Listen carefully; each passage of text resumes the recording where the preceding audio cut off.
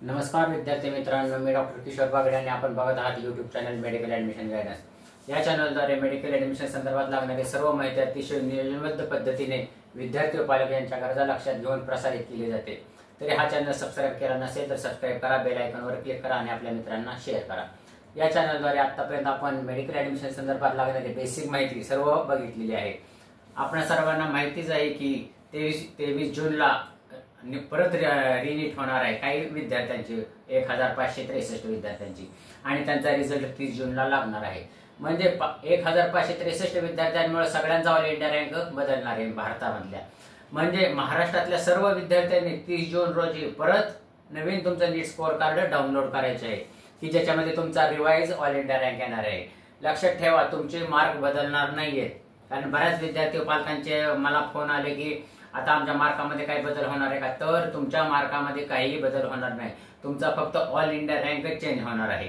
अलग लक्षात, तर तो नीट स्कोअर कार्ड डाउनलोड करून घे। आता महत्वाचा मुद्दा म्हणजे आपली आता महाराष्ट्राची मेडिकल ॲडमिशन प्रोसेस सुरू होणार आहे। स्टेट काउन्सिलिंग साधारणपणे ऑल इंडिया कोटाचा पहिला राऊंड झाल्यानंतर स्टेट काउन्सिलिंगचा पहिला राऊंड सुरू होतो। ऑल इंडिया काउन्सिलिंग 7 जुलैला त्यांनी टेंटेटिव्हली डेट दिलेली आहे की 7 जुलैला ते चालू करणार आहे। म्हणजे आपला महाराष्ट्रातला पहिला स्टेटचा काउन्सिलिंग राऊंड साधारणपणे 10 जुलैच्या दरम्यान चालू होऊ शकतो।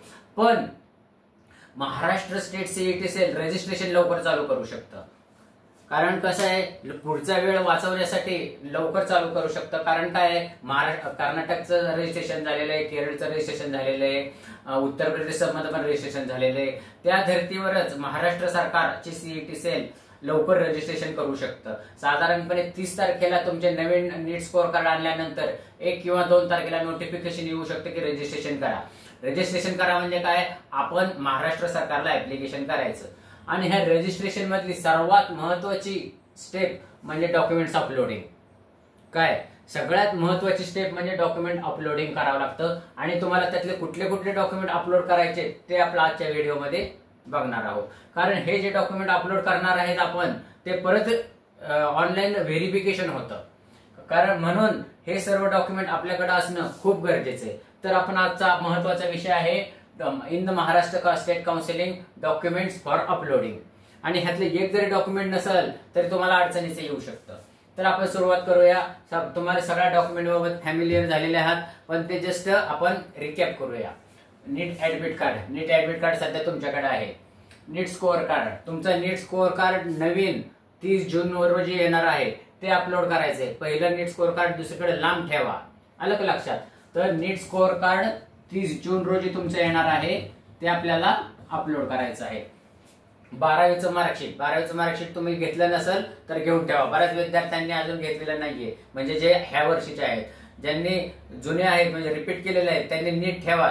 कोणाकोणाचं हरवलेलं असतं। एसएससी सर्टिफिकेट, 10वीचं सर्टिफिकेट ज्यांचं जर हरवलेलं असेल तर त्यांनी ते शोधून ठेवा, किंवा त्याला जर सबस्टिट्यूट म्हणून बर्थ डेट सर्टिफिकेट तुमचं नगरपालिकेतलं किंवा महानगरपालिकेतलं किंवा ग्रामपंचायतीचा दाखला, जन्माचा दाखला ते चालू शकतं, किंवा स्कूल लिव्हिंग पण चालू शकतं।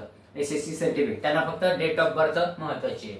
नॅशनॅलिटी डोमिसाईल, बऱ्याच जणांकडे नॅशनॅलिटी डोमिसाईल नाहीये, त्यांनी त्वरित 15 दिवस आहेत अजून, तर 15 दिवसामध्ये काढून घ्या। मेडिकल सर्टिफिकेटचा एक विशिष्ट फॉर्मॅट असतो अनेक्सर एच म्हणून। मी मेडिकल सर्टिफिकेटवर व्यवस्थित व्हिडिओ तयार केलेला आहे, तो व्हिडिओ परत तुम्ही बघा।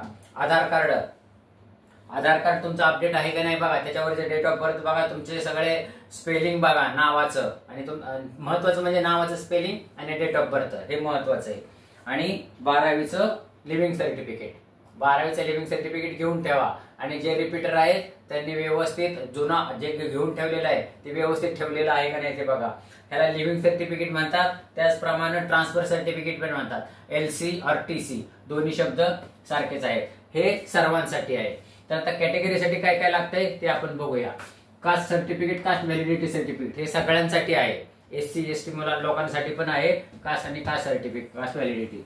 नॉन क्रिमिलेअर सर्टिफिकेट एससी आणि एसटी हे विद्यार्थी सोडून सर्वांना महत्वाचं आहे। जर समजा तुमच्याकडे नॉन क्रिमिलेअर सर्टिफिकेट नसेल तर तुम्ही ऑटोमॅटिक ओपन मध्ये जाता, तुम्हाला कॅटेगरीचं बेनिफिट मिळणार नाही। आणि तुम्ही नॉन क्रिमिलेअर सर्टिफिकेट असताना जरी समजा तुम्ही ओबीसीतून अर्ज दाखल केला किंवा तुमच्या कॅटेगरीतून अर्ज दाखल केला, तर तुमचा पहिला राऊंड कॅन्सल होऊ शकतो. अलग लक्षात, तुमचा पहिला राऊंड कॅन्सल होऊ शकतो. जर समजा तुमच्याकडे नॉन क्रिमी सर्टिफिकेट नसेल तर तुम्ही मग दुसऱ्या राऊंडला ओपन मध्ये जाता आणि मग ओपन मधून तुमचं सिलेक्शन होतं. अलग लक्षात, नॉन क्रिमी सर्टिफिकेट. आणि ह्याची व्हॅलिडिटी किती पाहिजे? 31 मार्च 2025. तुम्ही तुमच्या सर्टिफिकेटच्या खाली बघा तुमची व्हॅलिडिटी किती आहे ते. 31 मार्च 2025 आहे का नाही. नाहीतर आपण जुनं काढलेलं असतं तर ते आपलं लक्ष नसतं. Validity must be 31 March 2025. EWS certificate. EWS certificate स्टेटचं लावायचं. बऱ्याच जणांना माहिती नाही स्टेट आणि सेंट्रल मध्ये काय फरक आहे. मी तो व्यवस्थित समजून सांगितलेला आहे ईडब्ल्यूएस सर्टिफिकेटचा. तो व्हिडिओ माझा बघा. स्टेटचं सर्टिफिकेट अपलोड करायचं आहे, काय सेंट्रलचं नाही. नीट लक्षात घ्या. ईडब्ल्यूएस सर्टिफिकेट स्टेटचं अपलोड करा, सेंट्रलचं अपलोड करू नका. परत मराठा समाजासाठी एससीबीसी सर्टिफिकेट इश्यू झालेलं आहे, तर एससीबीसी सर्टिफिकेट तुम्ही काढून घ्या. आणि आता जे काही पॅरलल रिझर्वेशन आहे म्हणजे D1, D2, D3, HA म्हणजे हिली रिजन, महाराष्ट्र कर्नाटका बॉर्डर आणि रिलिजियस रिझर्वेशन मध्ये काय येते? हिंदू मायनॉरिटी, मुस्लिम मायनॉरिटी, जैन मायनॉरिटी आणि ख्रिश्चन मायनॉरिटी. आणि लिंग्विस्टिक मायनॉरिटी मध्ये गुजराती आणि हिंदी. त्याच संबंधात तुम्हाला अफिडेव्हिट वगैरे करावं लागेल, तर ते अफिडेव्हिट करून ठेवा. गॅप सर्टिफिकेट वगैरे अपलोड करावं लागत नाही.